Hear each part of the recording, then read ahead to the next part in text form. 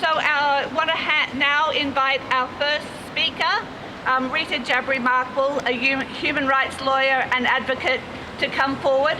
Rita and I have been connected on Facebook through other forms of advocacy for many years, but this is actually the first time we've met face to face, so that's a real joy. So Rita is a key driver of the Australian Muslim Advocacy Network and a lawyer with Birchgrove Legal, and I'll pass over to her to talk more about her advocacy work. Thank you so much, Lisa. Can I lift this up?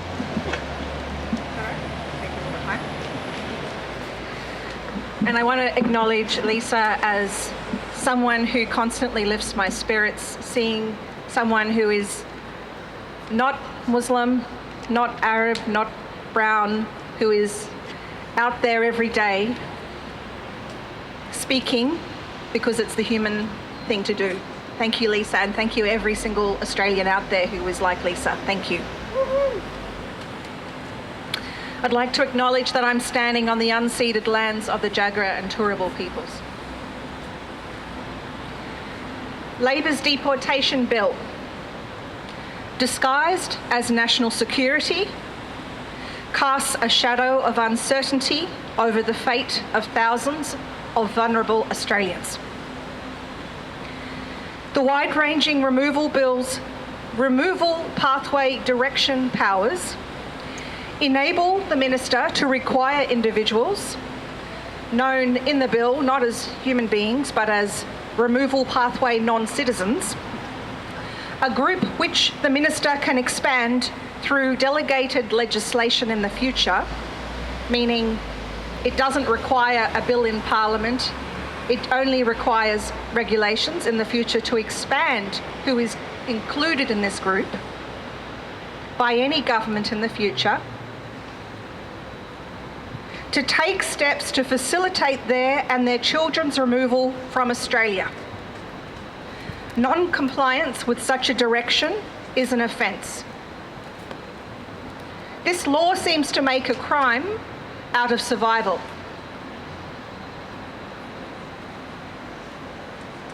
The removal bill would allow for such directions to be issued, including in relation to fast-track applicants who are subjected to a review process through the Immigration Assessment Authority, which was demonstrably unfair and is now being abolished.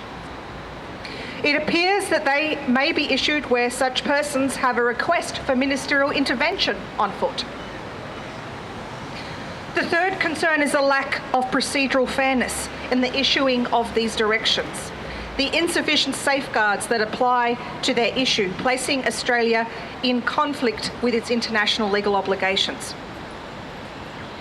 The very real possibility that the process of issuing a direction itself creates a situation of a real risk of significant harm if a person is removed to that country. The invidious position that parents of children are placed in under directions, having to choose between facilitating their child's removal overseas, despite fears of harm or persecution, or a parent being subject to a mandatory sentence of 12 months for failing to follow the directions, separating their family. A further concern is the inclusion of a mandatory minimum sentence of 12 months for refusing or failing to comply with a removal pathway direction. The proportionality of prescribing a maximum sentence of 5 years imprisonment for failing to comply with such a direction, noting that the failure may involve relatively minor conduct which is not harmful or dangerous. While a reasonable excuse defence applies to the offence, it is not a reasonable excuse that the person has a genuine fear of suffering persecution or significant harm if removed to a particular country, or if they claim to be a person in respect of whom Australia has non-refoulement obligations, or if they believe that they would suffer adverse consequences if required to comply with the direction. None of these things are reasonable excuses under this law. Where foreign countries have previously failed to provide a pathway for persons to be returned, the potential consequences for a person who will be returned are unknown. The removal bill conferral of a personal and discretionary power to designate removal concern countries in the national interest, which will have a punitive effect on nationals from those countries who are seeking to apply for an Australian visa from offshore and would otherwise meet the visa criteria. This will affect people from countries such as Iran, Afghanistan, South Sudan, Russia, Myanmar, and others. The expansion of the Minister's powers to revisit protection findings with respect to broader cohorts when the existing powers are highly problematic, given their absence of objective criteria, procedural fairness, and an extraordinary degree of discretion granted to the Minister in making such decisions. I'm going to repeat that last one. These broad ministerial powers to revisit findings of protection apply to existing refugees and people who have been granted protection in Australia. People who believe that they are now safe in Australia, whether they have been here for months, for years, or for decades. With a stroke of the pen, families are torn asunder, people are living in fear, voices are suppressed,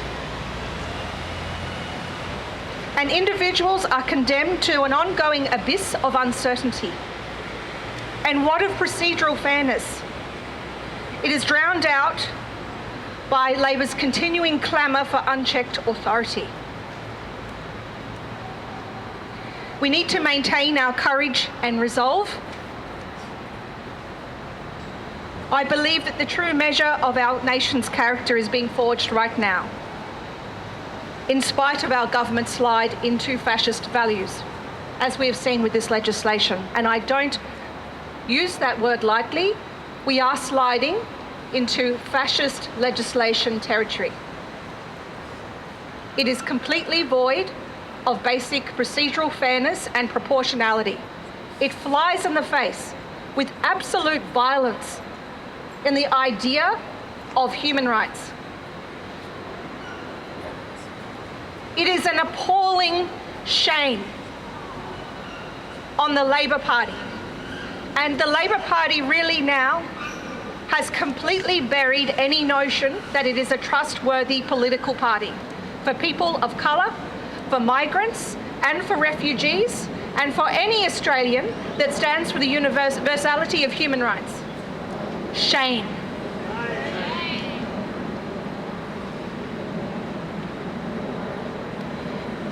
I want to acknowledge that Minister Penny Wong overnight has supported Palestinian full membership of the United Nations. And many people will be celebrating this today. But I also want to acknowledge that this sits in total contradiction to Labor's deportation bill and to its other policies.